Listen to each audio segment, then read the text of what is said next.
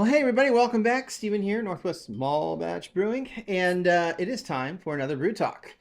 Um, I promise at the end of this, I will give you a little hot tip.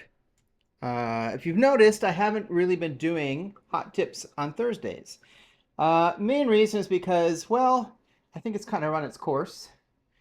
Uh, there's only so many hot tips you can do. Anyway.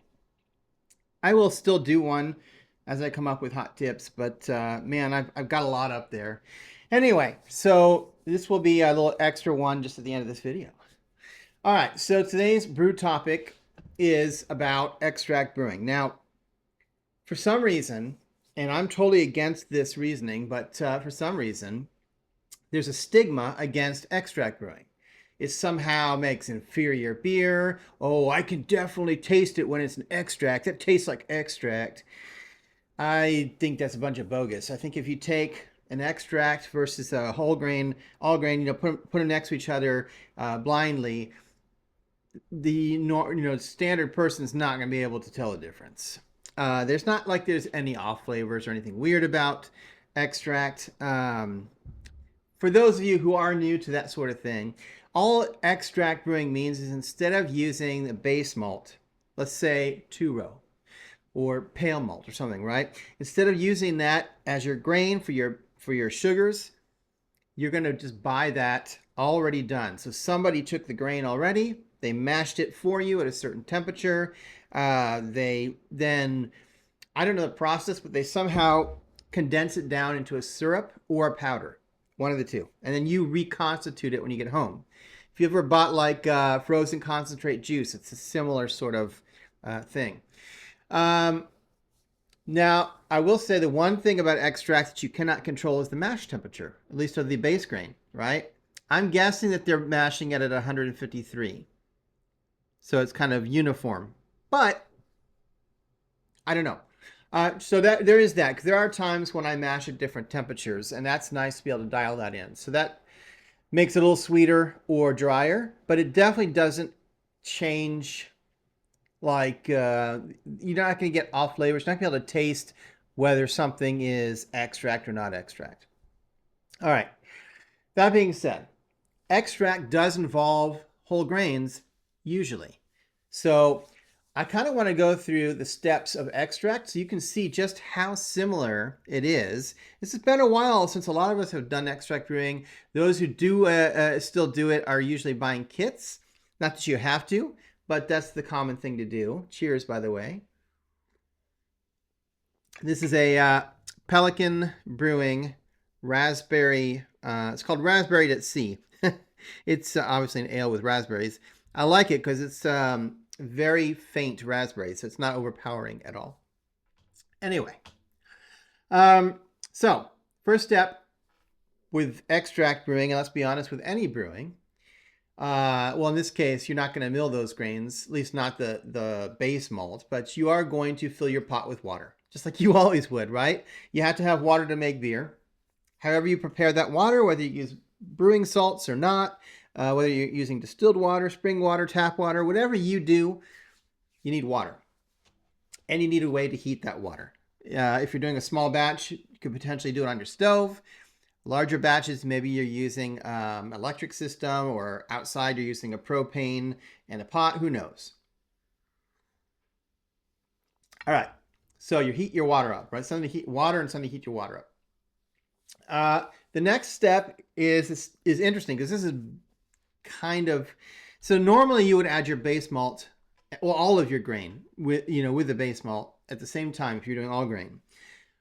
With extract, you are going to have specialty grains. So anything that's not a base malt, right, is a specialty grain.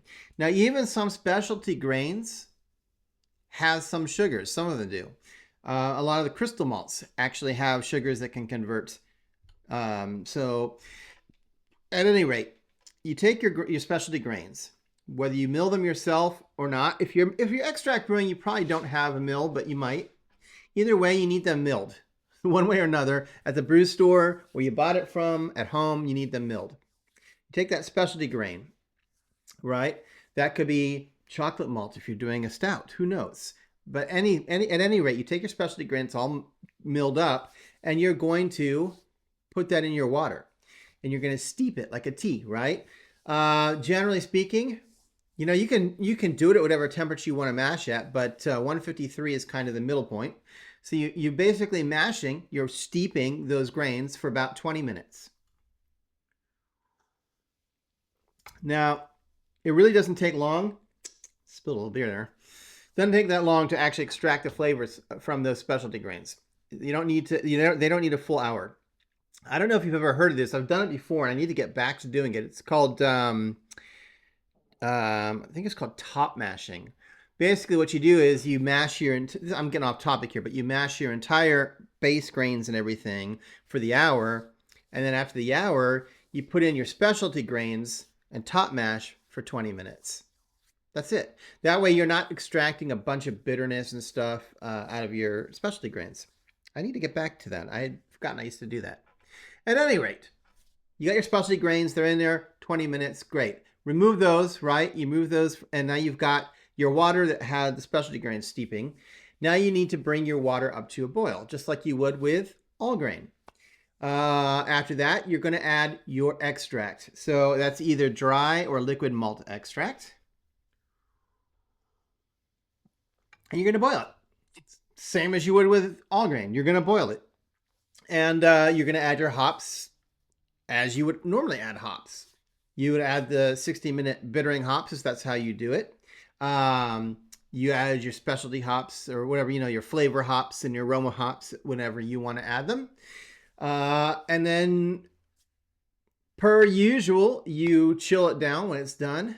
Well, obviously, you pull out the hops and everything. You chill it down, right? You want to transfer it to a fermenter. You want to add any yeast nutrient, aerate it, get a gravity reading, and ferment. Put in your yeast and ferment.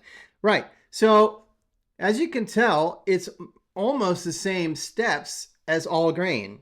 You're not actually saving time by doing an extract beer because you still have to steep the grains.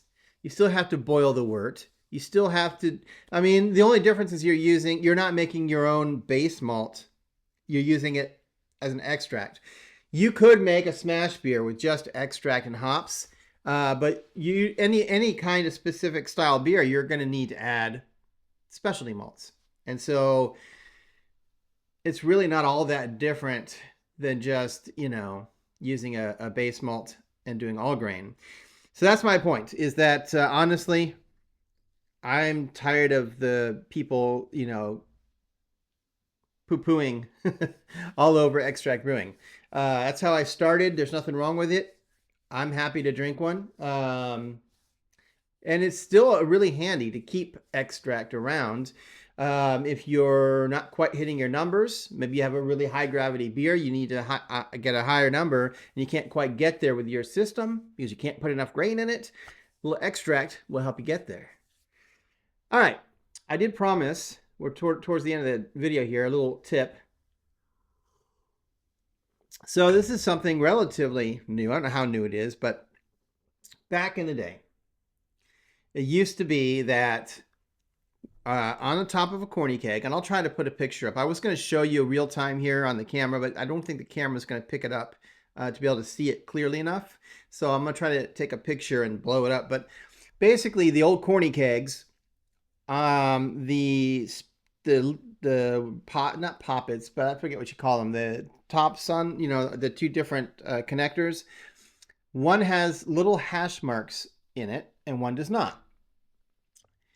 And that's because they are actually different sizes, and you cannot interchange the gas and the liquid or you'll have problems. So you have to put the gas on the side that has the notches in it. Well, there are now companies coming out with these universal connectors. So for example, the All-Rounder from Kegland, it's universal. It does not matter which side you put the liquid or which side you put the gas. That's just a little tip to keep in mind, that not all of those connectors anymore are specifically gas or liquid. So you have to look and see. Anyway, hope that was interesting. I'll be back in another week with another video here. And until then, keep on brewing. Cheers.